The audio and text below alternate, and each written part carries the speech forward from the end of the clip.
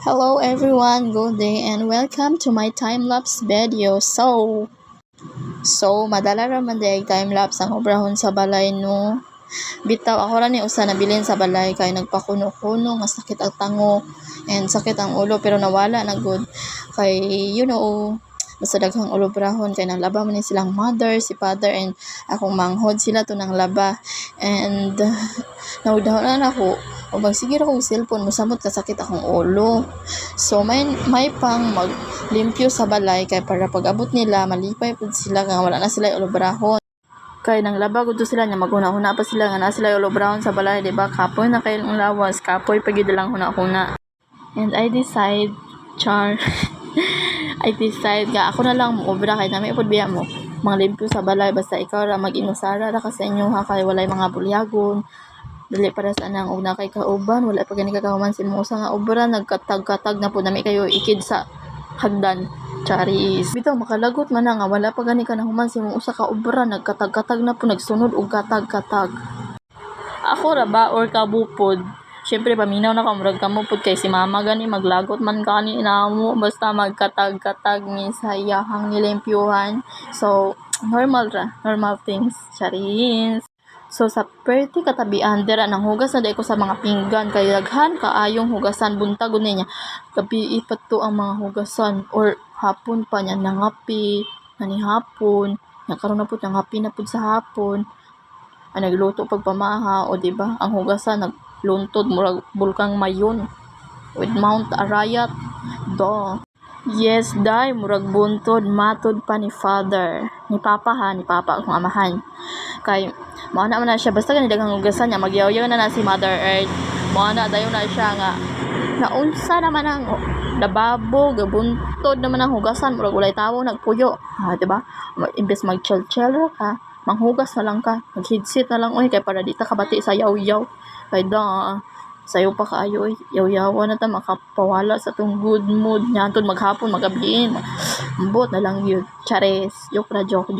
And sa dira nagtrapon ako sa stove ba na siya tawag ana basta kana lutuanan kay ug kana bitaw magilungag nya ang bukal diha kay muanha sa lutuanan hugaw kay ilang taon ug dili limpyuhan murag na ay kuan pupapings chares.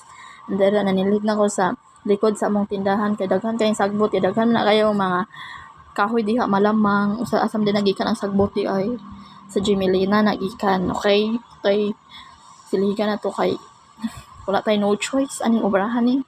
So dara sa kuan ubos sa gym mantawa lang sige istorya ay kapoy na sige istorya dahil makita ninyo patabi ko ay nagyaw dugay man mo ka sa kaseryoso ba uy sige explain ko na diha o naguba kong silhig mut nga nung naguba na ay na lugak di ay ang guma sa silhig niwang pa kay silhig tang pa murag tala ay nako i-donate gud ko ni akong katambok aning silhiga ay.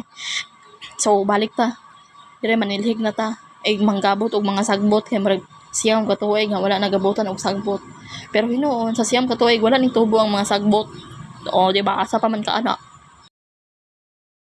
Pero bitaw no, chill ang tagod. And nara ko na-realize ba? So kadaday ko sa unang sinilhig, walay tuig, hindi ko kasilhig. walay tuig, malamaw. So, sa usa katuig ka, usa ka manlihig, Janin. Nira, kay, sa una katong gamay pa ko. Hala, sa una katong dako ko. Siyempre, katong gamay pa ko. Nanilhig na ko. Nangalaban ako. Ay, ambot. Naging independent ang baye. Hala, syempre kay kasabaan man kamayo og dili ka manilhig, dili ka manglaba, dili ka manghugas, dili ka maglungag. Ug unsa pa na dihang mga ulobrahon sa balay, di ba? Pero kuan ra noon kanang gitrain ra ka sa imong mga ginikanan para og madako ka. Depende sa imong lawas og mudako ba ka, mutubo ka o depende sa imong height og mutubo ba ka. Na nimo di og mutubo man ka makabalo ka sa lobrahan sa balay syempre og mamana di ay ka makabalo ka mo obra sa inyong lobrahan sa inyong balay alangan naman imong paobra sa imong ugangan magsigim lagi yaw murag nakasulay.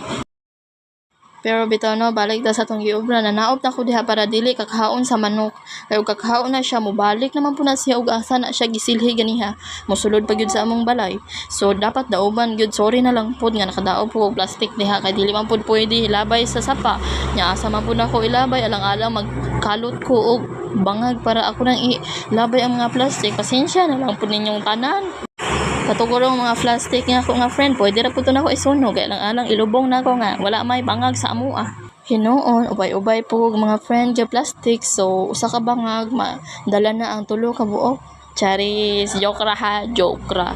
Balik ta sa tong brahon diha, nanilhig ko sa may kusina. Di ba nakita man yung nanilhig ko sa among kusina.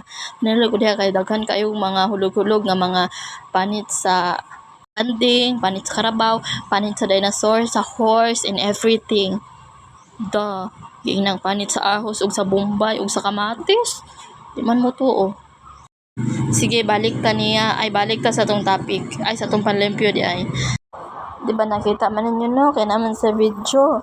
Nang limpyo ko diha, tubangan na sa mong balay and then likod sa among balay gihapon. Kaya daghan may kayong likod. Kaya murag mga likod ko, duha ka buok. Bisa katubangan, biyan ako, murag likod. Kay plat, si Pola man. Charis. So, dere no, manugtapos na ta and salamat sa paglantaw. Pwede mo di ka pa shoutout, comment lang mo ng video kay next na to nga time-lapse or video. Okay, share na lang po. Salamat. Ug dire ra ko to. Bye!